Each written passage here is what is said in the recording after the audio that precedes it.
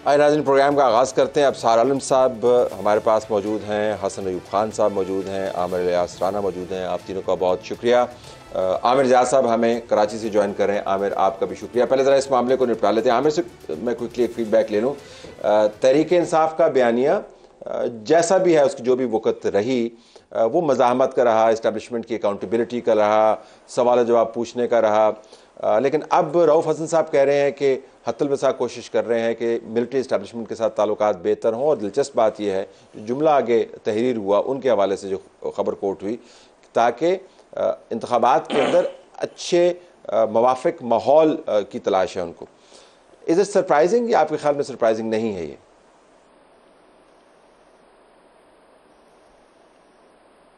आमिर जी, मुझसे पूछ रहे हैं? जी, आप। माफ कीजिएगा, मैं समझा आमिर इलियास राना से आप पूछ रहे हैं, वो जरा से वजाहत नहीं हो सकी। देखिए, एक बात हम जो बिल्कुल वाज़ेह है कि हमारी हर सियासी जमात की ख्वाहिश ही होती है कि इस्टेब्लिशमेंट से थोड़ी सी खटपट और उसके बाद ताल्लुकात जो है बहाल हो जाएं। तो इसमें कोई अचंभे की बात नहीं है कि अगर पीटीआई जो है उसने एक स्केल के ऊपर जाकर मतलब तनकीद की, उनके सोशल मीडिया फोरम्स के ऊपर मुबैना तौर पर जो है इल्ज़ामात लगते रहे, तो आज वो इस ख्वाहिश का इजहार कर रहे हैं जो पॉलिटिकल स्पेस चाहिए वो समझते हैं कि उस वक्त तक नहीं मिलेगी जब तक उनके मिलिट्री इस्टेब्लिशमेंट से ताल्लुकात सही नहीं होंगे। और माजी में हमने देखा कि हर जो सियासी जमात, नून लीग की मिसाल हमारे सामने है कि उसके साथ भी कोई इसी तरह की चीज़ें हुई, कुछ मतलब है। लेकिन जाहिर है कि वो अगर आप पुरानी बात करें तो इस हद तक जो प्रोपेगेंडा गया था इस्टेब्लिशमेंट के खिलाफ पीटीआई का, जिस तरह पीटीआई के उसमें हुआ, वो गालिबन उस हद तक नहीं गया। लेकिन नून लीग का भी अगर याद करें कि एक ज़माने में बड़ी एक चपकलिश भी होती थी और खिंचाव भी हुआ करता था और बड़े बड़े इल्जामात भी लगा करते थे। तो मुझे इस पर हैरत नहीं हो रही है कि ये चीज़, और एक तरह से ये अच्छी बात है कि इस्टेब्लिशमेंट तो सब सियासी जमातों की होनी चाहिए असूली तौर के ऊपर, और अगर कोई सियासी जमात निशाना बना रही होगी इस्टेब्लिशमेंट को तो जाहिर है कि उसको एक मतलब एक मुहिम जोई वाला रास्ता होगा जो उसको इतना उसके हक में नहीं जाएगा। मैं आपके अल्फाज का जो चुनाव हुआ काबिल सताइश है। खटपट का लफ्ज़ इस्तेमाल किया, चपकश का लफ्ज़ इस्तेमाल किया। हमें तो पीटीआई और एस्टेब्लिशमेंट के दरमियान जंग प्लासी होती हुई नजर आई थी, लेकिन आपने कहा कि चपकश है। Let me hear Hasan on this. Hasan, U turn होगा या जिस तरह अभी आमिर ज़िया ने कहा कि हर जमात को ये करना पड़ता है? नज़रिया ज़रूरत होगा। आज के जो हालात है वो तकाजा कर रहे हैं कि वो अपने जो घोड़े हैं उनकी रास्तों को जरा भी कंट्रोल करें, क्योंकि जिस तरीके से, लेकिन अभी बात यह है कि जो कमेटी बनी है, कमेटी में एक शख्स कह रहा है जी कि हमें जो है शदीद ख्वाहिश का इज़हार कर रहा है कि ताल्लुकात अच्छे करने हैं, दूसरा कह रहा है जी कि हम एंटी इस्टेब्लिशमेंट जो है इलेक्शन में जाएंगे बयानिए के साथ। तो यानी इसके अंदर तो अभी तक कोई उनका डिसिप्लिन नहीं आ सका, कोई एक लाइन जो है ना क्लियर नहीं हो सकी कि पीटीआई क्या करेगी। और मैं तो ये मतलब सोच रहा हूँ कि पीटीआई की तरफ से इलेक्शन कैंपेन कौन लीड करेगा? क्या अलीमा खान करेंगी, बुशरा बीबी करेंगी, या कोई और उनका जो कोई सियासी रहनुमा है वो अपनी कैंपेन को लीड करेगा? तो बज़ाहिर इस वक्त जो है वो यानी क्या सराहिए कि आप कर सकते हैं, लेकिन आपको तजाद नजर आ रहा है इस वक्त। तजाद तो बहुत बड़ा है। यू टर्न करने के लिए भी आपको स्पेस होनी चाहिए। हमें से जिस किसी ने भी गाड़ी चलाई है उसको पता है कि यू टर्न जो है इतना शार्प भी नहीं होना चाहिए, क्योंकि अगर इतना शार्प हो तो फिर आपकी टक्कर हो जाती है सामने वाली गाड़ी उलट भी जाती है। तो ये उल्टाने वाला यू टर्न है, क्योंकि अब तो स्पेस बिल्कुल नहीं है, कंसिडरिंग कि अडयाला जेल से उनको पैगामात किस किस्म के मिलते हैं, इंस्टिगेशन किस किस्म की मिलती है, और अब ये पैगाम कि हम जरा मुवाफिक माहौल पैदा करें। जब भी यू टर्न लिया है बड़ी तेज़ी में लिया है, और उनकी गाड़ी उल्टी नहीं है, क्योंकि उनके जो फॉलोअर्स हैं कल्ट फॉलोइंग है उनकी, और वो उनकी हर बात, वो आज आपको शैतान कह दें वो मान लेंगे, आज आपको वो फरिश्ता कह दें वो मान लेंगे। देखा नहीं आपने कि सबसे बड़ा पंजाब का डाकू इस वक्त प्रेसिडेंट है पीटीआई का? एक मिसाल तो नहीं है, बहुत सारी मिसालें हैं, लेकिन फ़र्क एक ये है कि अब उनको वो सपोर्ट नहीं रही, उन पे ट्रस्ट वो नहीं रहा इस्टेब्लिशमेंट का, इस्टेब्लिशमेंट के पिलर्स का, जो रवायती तौर पे जिसने उनको कायम रखा हुआ था। और जिस तरह की बातें हम सुन रहे हैं, फ़र्क है एक इसमें, इनका कंपैरिजन पीपल्स पार्टी और नून लीग से करना इसलिए, या दूसरी पॉलिटिकल जमातें JUI है, ANP है, इवन MKM से, कि सब जमातों के क्रेडिट पे कुछ ना कुछ काम ज़रूर थे अपनी आवाम के लिए, करप्शन के चार्जेस के बावजूद। लेकिन पीटीआई के क्रेडिट पे काम कोई नहीं है। 10 साल आप KP में इनकी हुकूमत रही है, उसका मवाजना आप सिंध से कर लें। सिंध में करप्शन का बहुत इल्ज़ाम लगता है ना कि सिंध में बड़ी करप्शन हुई है, बलूचिस्तान में हुई है। आप KP का मवाजना इन दोनों सूबों से कर लें, पंजाब से तो खैर हो ही नहीं सकता। फिर उसके बाद करप्शन का इल्ज़ाम इन पे भी है, कारनामा कोई है नहीं, और करप्शन के इतने ज़्यादा इल्ज़ामात हैं कि पुरानी करप्शन है तो कुछ लगती नहीं है इसके सामने। और तीसरी जो आखिरी बात है, जो 9 मई को उन्होंने किया है और जो जहन साजी की है पूरी एक नस्ल की, गालियों वाली जो उनको चीज़ें सिखा दी हैं, हर एक के गिरबान पे हाथ डालना, मारना, जलाना, आग लगा दो। शेख रशीद साहब अब उसको कह रहे हैं कि लानती किरदार है, वो खुद ही मारने जलाने का कहते रहे। ये जो किरदार, ये जो कैरेक्टर है किसी सियासी जमात का, वो बड़ी सियासी जमातों का ऐसा नहीं था। MQM का थोड़ा सा था लेकिन बहुत महदूद था। उसके बाद गुड कॉप बैड कॉप, आधे लोगों को कह दिया कि लड़ाई करें और मोटिवेट करें, और एक को कह दिया कि भाई ज़रा दुआ सलाम भी रखें। असल में ना कुछ वकला जो जाते हैं, ज़ाहिर है वो प्रोग्राम्स में भी आते हैं और खान साहब से मिलते भी हैं। एक है फैमिली के मेंबर्स मिल रहे हैं, एक वकला मिल रहे हैं, और वो कहते हैं उनको भी दाव लगने का एक है चांस कि भाई हमें ही टिकटें मिल जाएंगी, हमारे लोगों को मिलेंगी, तो वो भी कोई रिप्रोच वाकईतन कैंपेन कर रहे हैं। मैंने लॉयर्स को इतना डीपली पॉलिटिकल होते आज तक नहीं देखा। रिप्रोचमा कर रहे हैं, लेकिन उनको नतीजा लाहौर से भी बहुत बुरा मिला इस सब ख्वाहिशों के बावजूद। सुप्रीम कोर्ट बार वाले में ये चाहते हैं हमें दोबारा गोद मिले, एक पप्पी इधर एक पप्पी उधर, और हम आपको फिर थपड़ाएंगे और हम आपको नहीं छोड़ेंगे। खान साहब पीछे हट ही नहीं सकते, वो रास्ता लेना चाह रहे हैं। वो उन्होंने दोनों टीमें इसीलिए डाल दी ना कि जो भी बन जाएगा एंड पे मैं कह दूंगा ये इन्होंने पता नहीं किसने किया था, मुझे क्या पता है। ये काम उनके लिए कोई मुश्किल नहीं है, लेकिन मैं फिर भी कहूँगा कि ख्वाहिश होना कि हम इलेक्शन में जाएं और कोई क्लीन फेस लेके जाएं, कोई बुरी बात नहीं है।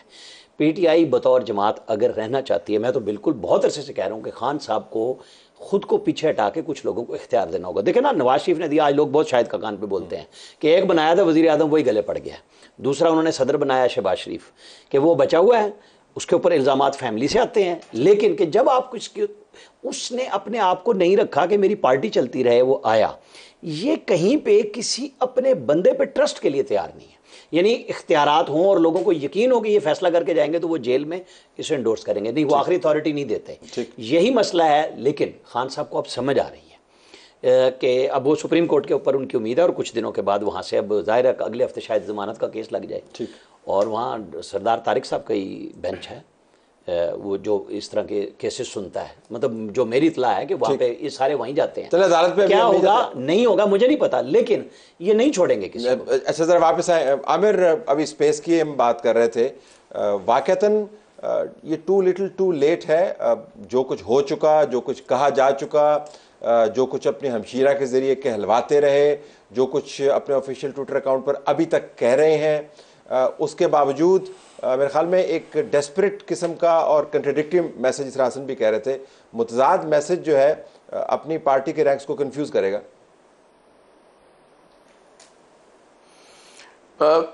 यकीनन देखिए, जो होता है ना कि जो बात हो रही कि यू टर्न अगर एब्रप्ट लेंगे, लेकिन ये जो ख्वाहिश है कि किसी तरह से इस्टेब्लिशमेंट के साथ ताल्लुकात बेहतर हो जाएं, तो ये कोई मतलब है अनहोनी ख्वाहिश नहीं है। और ये एक तरह का अगर ये कायल कर सकते हैं कि जनाब आइंदा जो है मतलब है कि उस नहज के ऊपर नहीं जाएंगे। 9 मई जैसे वाक़यात, उसकी मजम्मत की जाती है, खुलूस दिल के साथ मजम्मत की जाती है। जो लोग उसमें मुलविस हैं उनका जो भी कानून के मुताबिक उनके साथ जो सलूक हो सकता है वो सलूक हो। लेकिन PTI को अगर ज़रा भी सियासी उसमें कहते हैं ना कि बालिगुल नजरी होगी, तो उसके लिए ज़रूरी ये होगा कि जितना पार्टी को बचा सकते हैं और जिस हद तक इलेक्शन में लेके जा सकते हैं वो इनके हक में बेहतर होगा। चाहे वो इमरान खान उस वक्त जेल में हो, जेल से बाहर हो, जमानत पर हो, उनको किसी ना किसी पे भरोसा करना पड़ेगा। अगर वो अपने खानदान के किसी फर्द पे करते हैं तो फिर ये जो हमेशा तनकीद करते रहे नून लीग पर या पीपल्स पार्टी पे कि जी मौरूसी सियासत है, तो वो उनकी और इस जमात पर उन जमातों में कोई फर्क नहीं रह जाएगा। तो लेकिन उनके साथ ये भी बड़ा मसला है कि उन्होंने जिस पे भरोसा किया वो उनका साथ छोड़ के चले गए, तो वो किस पे भरोसा करेंगे। वो ना कहते ना कि ना जाए रफ्तन ना पाए मानदन वाला उनका हिसाब हुआ है। तो यकीन है, लेकिन ज़्यादा एक आइडियल सिचुएशन यही होगी PTI के लिए कि जो लोग उनके मुलविस नहीं है इस किस्म के इल्ज़ामात के अंदर, उनको आगे लाया जाए और वो अपने लिए अपनी राह निकालें। एक क्लीन PTI इलेक्शन लड़े। जीरो से खड़े होने से बेहतर है कि आप जो है वो आगे तो आते हैं। मसला सिर्फ ये आगे तो आते हैं, ऐसे लोग आगे तो आते हैं, लेकिन मसला ये फिर वो आगे चले जाते हैं, वो किसी और जमात के अंदर चले जाते हैं। तो हैव दिस प्रॉब्लम। लेकिन हसन, ये एक जुमला बड़ा दिलचस्प है। PTI की क़यादत पहले से ही भरपूर कोशिश कर रही है, और ज़रा मुझे आप सबकी मालूमात से ही मुस्तफ़ीद होना होगा अगर आपके इल्म में है कि मिलिट्री इस्टेब्लिशमेंट के साथ जो राब्ता ख़त्म हुआ दोबारा बहाल हो जाए, ताकि 9 मई के बाद के वाक़यात की जो सूरत हाल है और हालात से मुकाबला किया जा सके। भरपूर कोशिश क्या हो रही है अभी? Do you know anything, any कोशिश? कुछ भी नहीं हो रहा। भरपूर कोशिश, भरपूर ख्वाहिश है। यानी और देखें बात ये है कि जी कि मतलब किस मुंह से रब्ता करेंगे। यानी इन्होंने कहा मिस्टर एक्स कहा, मिस्टर वाई कहा, डर्टी हैरी कहा, हैंडलर कहा, मीर सादिक, मीर जाफ़र कहा, जानवर कहा। फिर उन्होंने कहा जी कि फिर उनके ऊपर FIR के इंदराज करना चाह रहे थे, यानी अपने ऊपर जो उनके ऊपर हमला हुआ उसमें उन्होंने कहा जी कि नॉमिनेट कर रहे थे DGC को।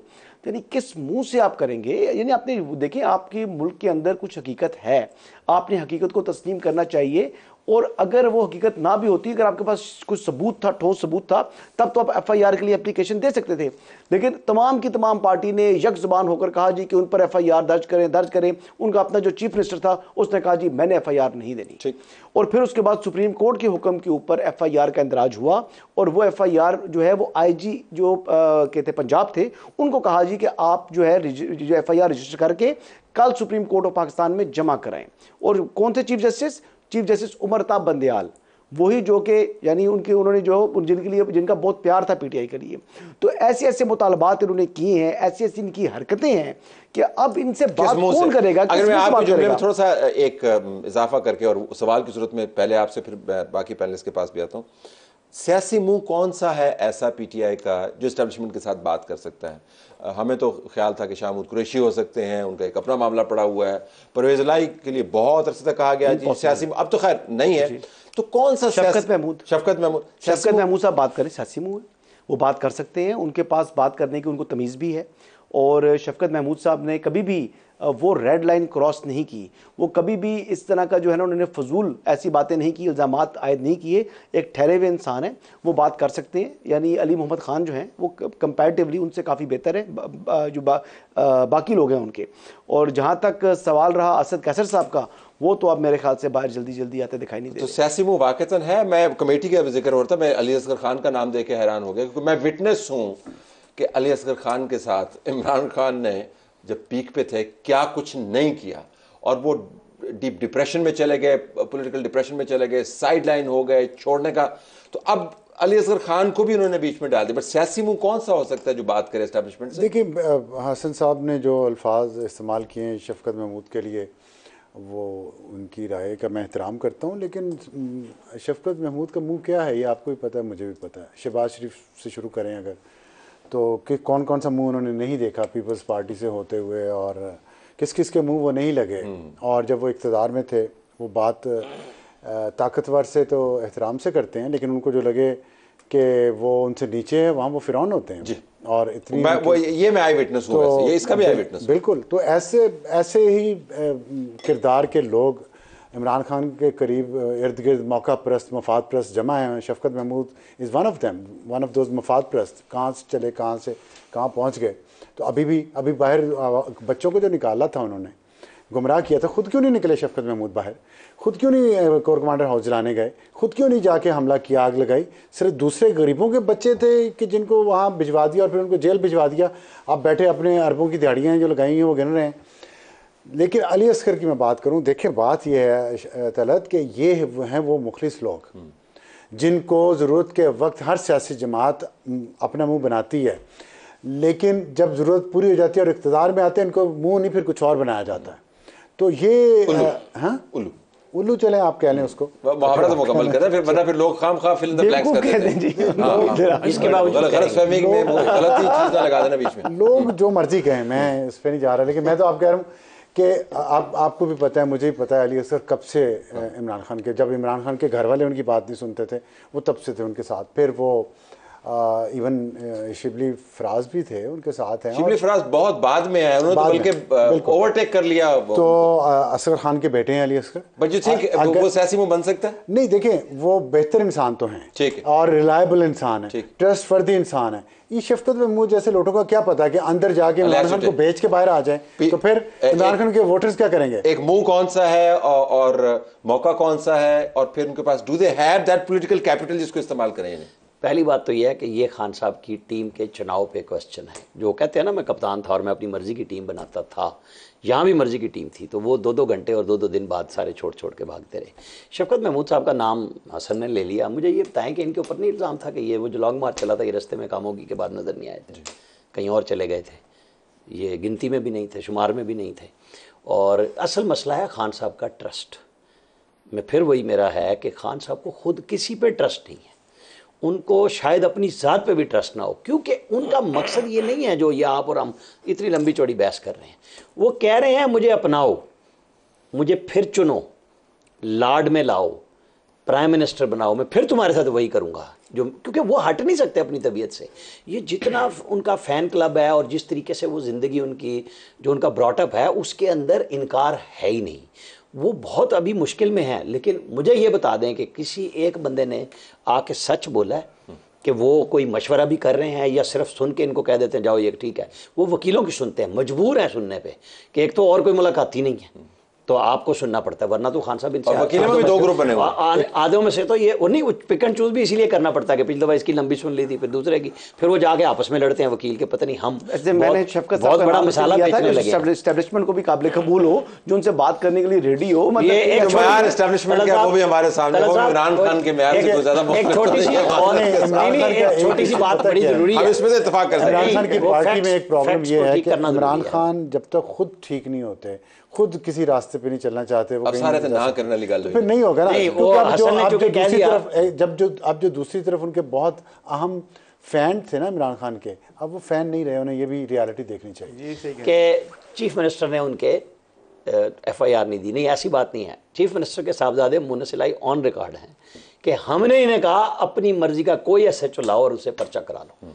हम पे इल्ज़ाम है ना कि हम नहीं दे रहे, आप अपनी मर्जी का पूरे पंजाब से जिसको कहोगे दे दो और पर्चा ले लो। इनके पास कोई SHO